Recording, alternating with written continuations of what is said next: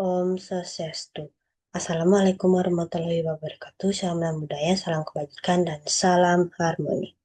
Baik, kesempatan kali ini saya akan menjelaskan atau mempresentasikan ujian akhir semester mata kuliah Agama Hindu. Alangkah baiknya sebelum saya presentasi, saya akan memperkenalkan diri terlebih dahulu. Kenalkan, nama saya Amanda Putri Andari Parta dengan NIM akhir 1296 dari kelas Q semester 2 Prodi S1 Akuntansi. Nah, yang pertama, saya akan menjelaskan tentang kasus pelanggaran Dharma sebagai aparat negara. Yang pertama itu, pertanyaannya, jelaskan mengapa tindakan ini merupakan pelanggaran Dharma dalam pandangan agama Hindu. Jawaban saya adalah, tindakan ini merupakan pelanggaran Dharma karena bertentangan dengan nilai kebenaran, keadilan, dan tanggung jawab moral yang diberikan dalam agama Hindu seperti tidak melaksanakan kewajiban sesuai peran maupun melanggar prinsip harmonis serta kebaikan bersama dalam kehidupan. Pertanyaan yang kedua, nilai apa sajakah yang seharusnya dijunjung tinggi oleh seorang abdi negara menurut ajaran agama Hindu? Jawaban saya, menurut ajaran agama Hindu, seorang abdi negara seharusnya menjunjung tinggi nilai-nilai satyas, yaitu kejujuran, dharma, kebenaran, dan kewajiban moral, harta kemakmuran yang dicapai dengan cara yang benar, yaitu pengabdian tanpa pamrih, dan ahimsa, tidak menyakiti secara fisik maupun batin, demi menciptakan pelayanan yang adil, lurus, dan harmonis bagi masyarakat. Nah, soal kedua yaitu korupsi dan hukum karma pala. Yang pertama itu, jelaskan bagaimanakah konsep karma pala itu dalam ajaran agama Hindu, menjelaskan konsekuensi dari tindakan madi.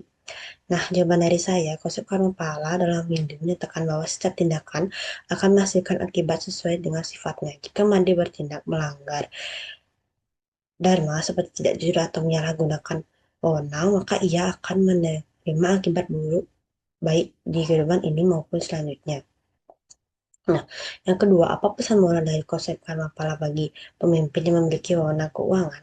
Jawaban saya, pesan moral karma pala bagi pemimpin adalah bahwa tindakan tidak jujur akan membawa konsekuensi yang negatif. Pemimpin harus bertindak adil dan sesuai dharma agar tidak menanggung akibat buruk secara moral, sosial, maupun spiritual. Nah, soal ketiga yaitu mengkhianati rakyat, mengkhianati dewa. Nah, pertanyaan yang pertama, tindakan tinjau kasus ini dari prinsip satya dan rata dari ajaran Weda. Jawaban saya, prinsip satya dan rata yaitu mengkhianati rakyat berarti melanggar satya yang berarti kejujuran dan kebenaran. Dan rata keteraturan moral dan kosmis, pemimpin yang curang merusak percaya serta tatanan keadilan dalam masyarakat. Nah, yang kedua, bentuk menafikan spiritual dalam kasus ini dan bagaimana seharusnya umat Hindu itu bersikap. Nah, jawaban saya, kemunafikan spiritual itu terjadi saat seseorang berpura-pura religius tapi tidak bertindak bertentangan dengan ajaran Dharma. Umat Hindu juga harus bersikap kritis, menunjung Dharma, dan juga menilai seseorang dari perbuatannya, bukan saja dari penampilannya saja. Nah, soal keempat, menodai yasnya melalui korupsi dana keagamaan. Soal pertama, sekarang bagaimanakah tindakan ini mencederai makna suci yasna dalam Hindu? Jawaban saya, karena yasna cederai atau cederai yaitu penyalahgunaan wewenang mencemari nilai sucinya yang seharusnya dilakukan dengan tulus demi kebaikan bersama.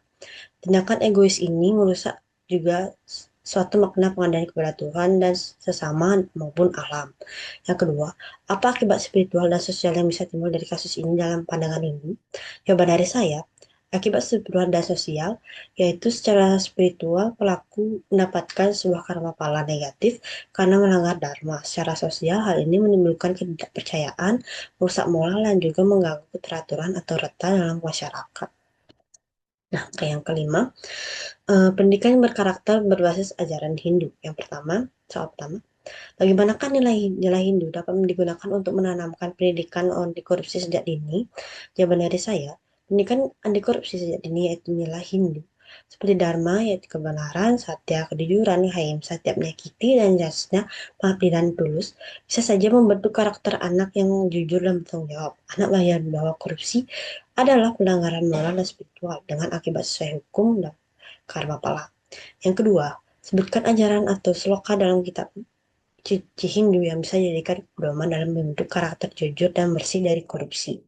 Jawaban dari saya adanya Sloka Manava Dhamma Sastra 213 melanjutkan.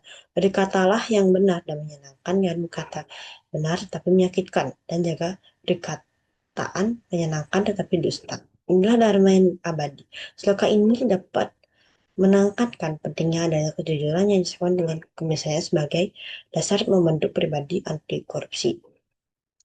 Nah, kita lanjut ke soal 6 yaitu studi kasus. Di sebuah desa di Bali, masyarakat Hindu dan Muslim hidup berdampingan ketika hari raya Nyepi. Umat Muslim turut juga menjaga ketenangan lingkungan dan menghentikan aktivitas masjid sementara untuk menghormati hari raya umat Hindu. Sebaliknya, saat Idul Fitri, umat Hindu membantu dalam menyiapkan parkir dan keamanan di sekitar masjid. Pertanyaan, apakah nilai-nilai ajaran Hindu yang tercermin dalam sikap masyarakat Hindu terhadap umat Muslim pada kasus di atas? Jawabannya, nilai Hindu yang tercermin adalah ahimsa, yaitu menghormati dan tidak menyakiti, dharma, menjaga kerukunan, santi, kedamaian, dan vasudhaiva kutumbakam, yaitu seluruh dunia adalah satu keluarga. Dan ini juga mendorong masyarakat Hindu untuk bersikap toleran, saling menghormati, dan juga menciptakan harmoni antara umat beragama. Nah, soal 7. Ada Iwayan adalah ya seorang siswa Hindu yang bersekolah di sekolah umum. Ia memiliki teman-teman yang berbagai agama. Saat perayaan Natal, Waya pun ikut membantu menghias kelas dan juga menghormati temannya yang merayakan. Pertanyaannya, bagaimanakah penerapan ajaran Tatvam Asi dan Vasudhaiva Kutumbakam dalam kasus Wayan? Jawabannya, Tatvam Asi diterapkan ketika Wayan menyadari bahwa ia dan temannya meski berbeda agama adalah satu dalam kemanusiaan. Ia menunjukkan empati dan penghormatan dengan ikut merayakan Natal. Vasudhaiva Kutumbaka mencerminkan dari sikap Wayan itu yang bisa menerima perbedaan dan juga membangun kebersamaan, mencerminkan bahwa seluruh umat manusia itu adalah satu keluarga. Soal ke-8, ada sebuah banjar di Bali yang berencana membangun pura. Namun lokasi pura itu berdekatan dengan gereja.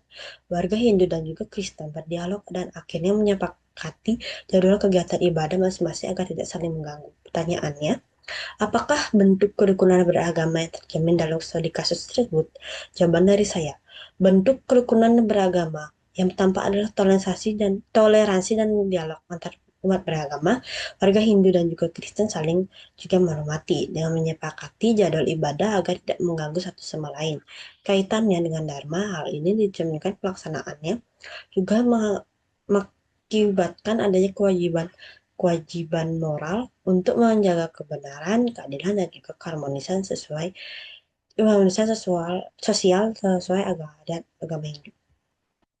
Nah, soal 9 yaitu dalam kegiatan gotong royong membangun balai desa, semua warga dari berbagai agama ikut serta. Mereka tidak membeda-bedakan antara latar belakang, agama, dan juga pekerjaan sama dengan kepentingan bersama.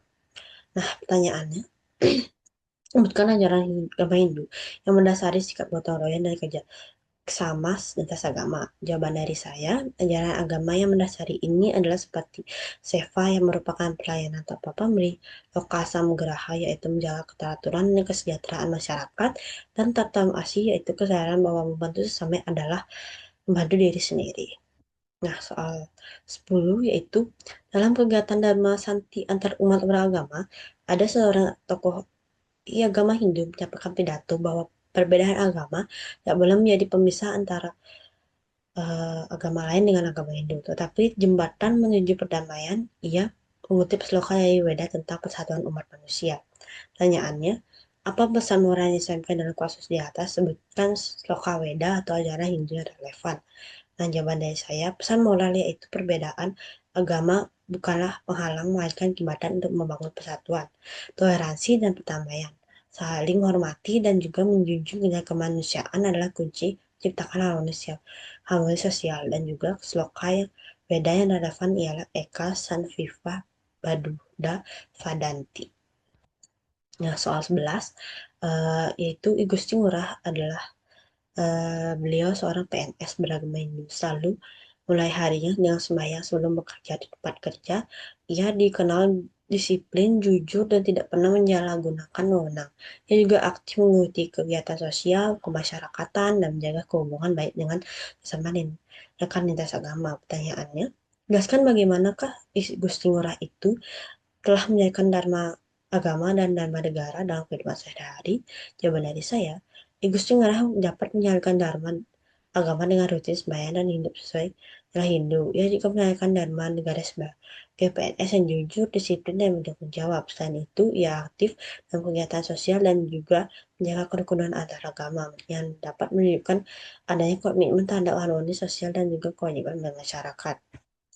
Nah, soal 12, satu soal terakhir. Ada Made adalah seorang siswa SMA yang aktif mengikuti upacara keagamaan di pura dan taat beribadah.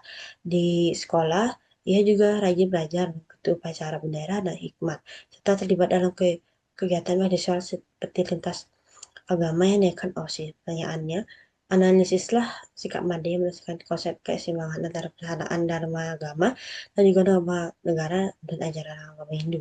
Jawabnya, jawab pendapat saya, Made dapat menunjukkan keseimbangan antara dharma agama dengan taat beribadah di pura maupun dan dharma negara melalui rajin belajar, yaitu menghormati upacara bendera serta aktif dalam kegiatan lintas agama. Sikap inilah yang menciptakan kewajiban spiritual dan sosial yang seimbang menurut ajaran agama Hindu. Sekian dari presentasi saya. Mohon maaf apabila presentasi saya masih ada kekurangan kata, kesalahan kata maupun yang lainnya. Mohon dimaklumi. Saya ucapkan Parma Santi. Om Santi Santi Santi Om. Assalamualaikum warahmatullahi wabarakatuh. Salam budaya, salam kebajikan, dan salam harmoni.